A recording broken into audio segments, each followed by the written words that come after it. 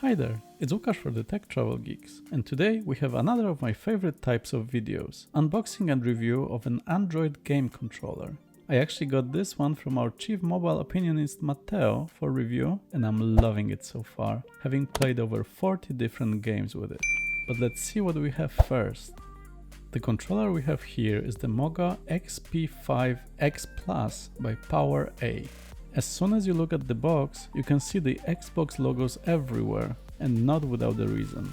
This controller is modeled after the Xbox One controller, and it looks great in black with some Xbox green color accents. However, it's made for Android and apparently designed for Samsung. Turns out that you can actually buy it on Samsung's website. It comes not only with a detachable phone clip, which we'll check out in a moment, but also with an integrated 3000 mAh battery, which is a brilliant idea. When it comes to specifications, in addition to the Powerbank functionality, it uses both Bluetooth 4.2 and USB for connectivity, and requires Android 6.0 or over. Let's see what's inside though. First of all, we get an instructions manual, which is actually really well prepared. We might use it later when connecting, and spoiler alert, I should have read it before getting frustrated about PC connectivity. More on that later. There's also the aforementioned phone clip, which we'll install in a moment. It has two sets of articulation dials to adjust the position accordingly, so it should be very convenient to use. It can fit devices up to 79mm wide. So no tablets, but should fit most phones in cases and even large phones like Doogee S95 Pro.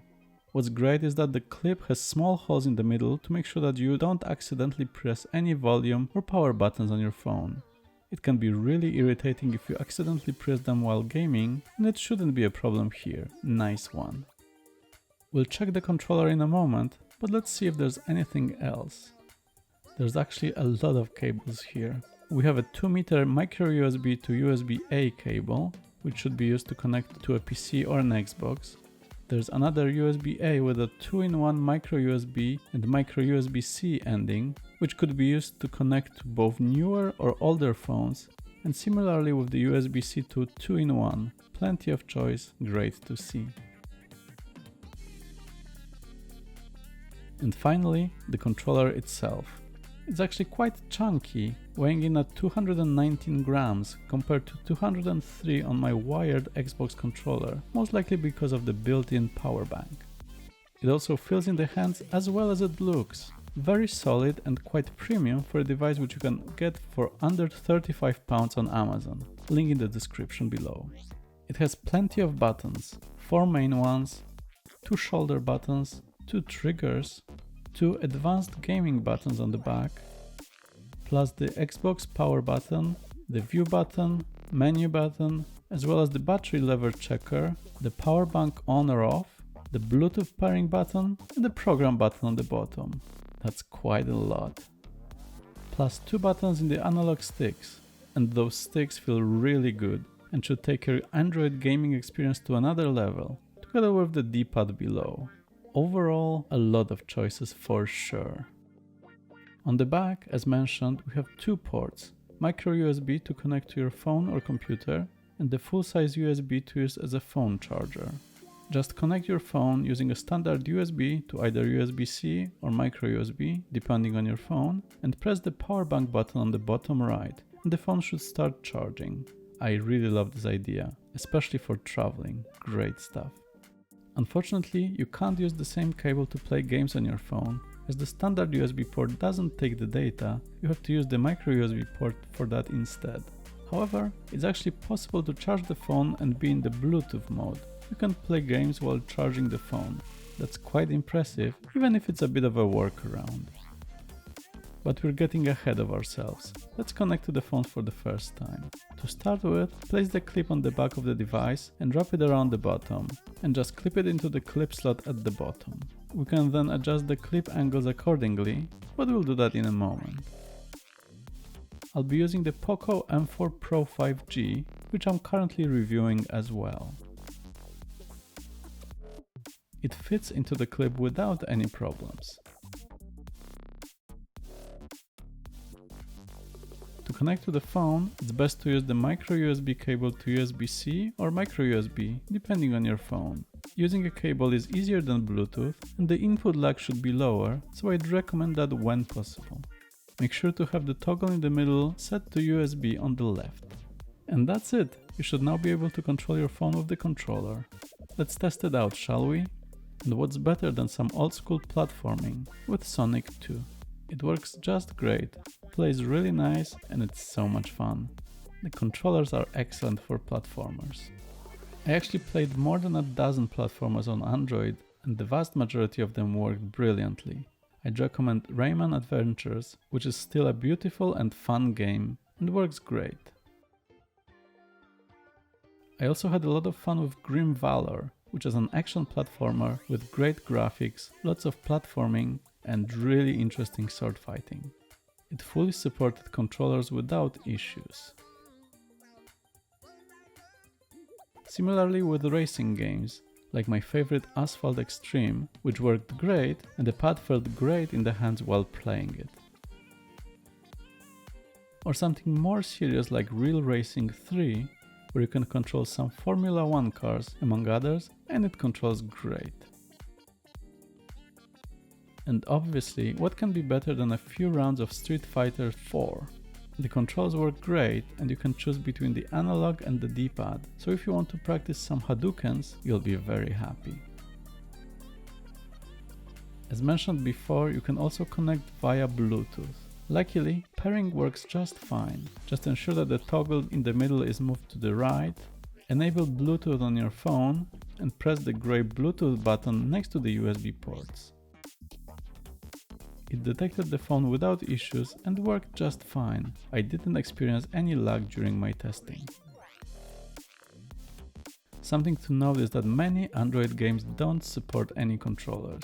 That's not a problem specifically with this controller, as any controller will be affected, but for example, most games where the screen is vertical don't work with controllers, like the shoot 'em up games I tested.